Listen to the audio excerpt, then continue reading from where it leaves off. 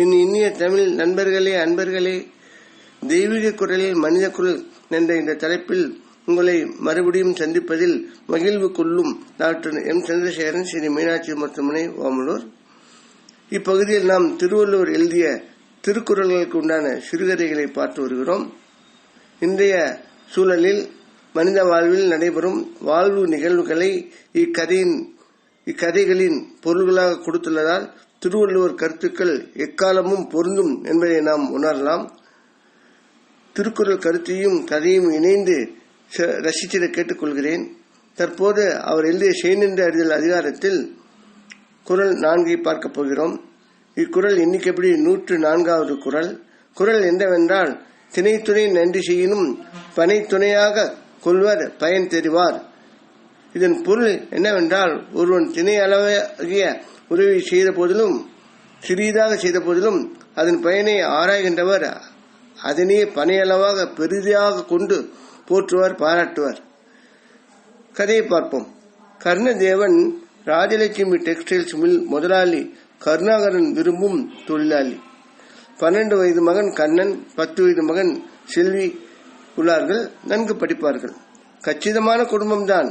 ஆனாலும் மனைவிக்கும் குழந்தைகளுக்கும் நிறைய எதிர்பார்ப்புகள் உண்டு. ஏனென்றால் கர்ணதேவன் பேச்சு அப்படி. தன்னால் அவருடனும் பழகி சாதிக்க முடியும். தான் தன் முதலாளிக்கு முக்கியமானவன், தன் சிபார்சால் வேலை பெற்றவர் அதிகம் என்றெல்லாம் கூறிக்கொள்வார். அவருடைய பள்ளி நண்பர்கள் சிலர் ஆசிரியர்களாக, சிலர் வியாபாரிகளாக இருந்தது இந்த பேச்சுக்கு அவருக்கு அதிகம் உதவியது. பெயருக்கேற்ப தியாககுணமும் உண்டு அவருக்கு. இந்த வருட தீபாவளிக்கு வீட்டில் அனைவருக்கும் உயர்ந்த புது டிரஸ் விருந்து தேவை என வீட்டில் யாவரும் கூறிவிட்டனர். பட்ஜெட் டைட் என கர்ணதேவனுக்கு தெரியும். வெளியே தைரியமாக இருப்பினும் பேசினாலும் தன் பிரச்சனைகளுக்கு அவ்வூர் சிவன் கோவிலில் தினம் சென்று வேண்டுவார். கோவில் வாசலில் பிள்ளைகளால் கைவிடப்பட்ட பெரியவர் ஒருவர் இருக்கிறார். பிச்சை எடுக்க மாட்டார். வருபவருக்கு சிறு சிறு வேலைகள் செய்து தருவதை வாங்கிக் கொள்வார். அதிகம் கேட்க மாட்டார். கிடைக்காவிட்டால் பட்டினி இருப்பார். துணிகள் சுத்தமாக உடுத்தி கௌரவமாக இருப்பார். பட்டினியிலும் நேர்மை, சுய கௌரவம், உழைப்புக்கு ரெடி என்ற அவரது குணம் கர்ணதேவனுக்கு மிகவும் பிடித்துவிட்டது. முதலாளி கருணாகரன் சில சமயங்களில் சில்லறை வேலைகள் செய்ய கர்ணதேவன் மூலம் இந்த பெரியவரை பயன்படுத்திக் கொள்வார். தீபாவளி நினைவு எல்லோர் மனதிலும் உள்ளது.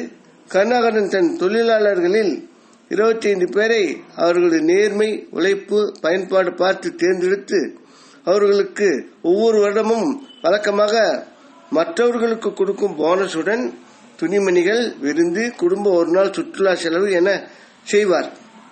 கர்ணதேவன் தன்னாலும் முடிந்தபடி யாராவது ஒரு ஏழைக்கு துணிமணி எடுத்து தருவார். ஒரு தடவை கர்ணதேவன் கோவில் வாசலில் பெரியவருக்கு ஒரு செட் துணி வாங்கி தீபாவளி பரிசாக தந்து கொண்டிருந்தார். அப்போது தற்செயலாக அங்கு வந்த முதலாளி கருணாகரன் பெரியவர் கர்ணதேவன் குணத்தை அவர் பெரியவருக்கு உதவி செய்ததை பார்த்து வறுமையிலும் தரும் வள்ளல் குணத்தை, கர்ணதேவன் குணத்தை பெரிதாக நினைத்தார், பாராட்டினார். அதனால் மகிழ்வு என்று கூறினார். முதலாளி கருணாகரன் இதனால் கர்ணதேவனை அந்த விட ஸ்பெஷல் லிஸ்ட் போனஸ் பட்டியலில் சேர்த்தார். ஸ்பெஷல் கேட்டகரி போனஸ் எப்போதும் பலர் முன்னிலையில், குறிப்பாக அவருடைய மில் உற்பத்தி பொருட்களை வாங்கும் வெளிநாட்டார் முன் நடைபெறும். பரிசு மற்றவர் பெற்ற கர்ணதேவன் குடும்பம் முதலாளிக்கு நன்றி சொல்லியது. கர்ணதேவன் மேடையில் வந்து தனக்கு தெரிந்த ஆங்கிலத்தில், அக்கால பியூசி, கருணாகரன் கொடைக்குணம், பண்பு, தொழிலாளர் மீது கொண்ட கவனிப்பு அவற்றையும் கூறினார். அதிகம் பேசுபவர் அதிகமாகவே சொன்னார். முதலாளி கருணாகரன் கொடைக்குணத்தை பார்த்தே தான் ஏழைகளுக்கு உதவ உத்வேகம் வந்தது என்று கூறினார். இந்த தீபாவளி தன் குடும்ப உறுப்பினர்களுக்கு மறக்க முடியாத தீபாவளி என்றார். மில்லதிபர் யாவரும் இவரை பின்பற்ற வேண்டும் என்றார். தர்மமே உலகை பண்பானதாக, நிறைவானதாக செய்யும் என்றார். இதை கேட்ட வெளிநாட்டு வியாபாரிகள் மனம் மகிழ்ந்து கருணாகரனை இந்த தீபாவளிக்கு தங்கள் நாட்டில் வந்து கொண்டாட அழைத்தனர். அனைத்து ஏற்பாடுகளும் அவர்களை செய்வதாகவும் குடும்பத்துடன் வந்து ஒரு வாரம் மகிழ்ந்திருக்க முதலாளி கருணாகரனை அழைத்தார்கள். கருணாகரன் திக்குமுக்காடி மனமகிழ்ந்தார். செய்நன்றி கொண்டாடப்பட்டால் சிறிதாயினும் பெரிதாக கொண்டாடப்பட்டால் எப்போதும் மிகப்பெரிய பலன்தான். மனிதநேயமும் வளரும் என்றார், உணர்ந்தார், மற்றவருக்கு கூறினார். அன்பு நண்பர்களே, நாம் பெறும் உதவி சிறிதாக இருந்தாலும், நாம் அடையும் பயன் சிறிதாக இருந்தாலும் அதை போற்றி கொண்டாடும் பொழுது நமக்கு மிகப்பெரிய உதவிகள் கிடைக்கவும் வாய்ப்புள்ளது. இதனால் பலருக்கும் உதவிகள் செய்ய வேண்டும் என்ற உத்வேகம் பிறக்கும். இது மனித வாழ்வில் தேவை என்பதை திருவள்ளுவர் இக்குறள் மூலம் கூறுகிறார். நாமும் கதையில் இதனை பார்த்தோம். இத்துடன் கதை முடிகிறது.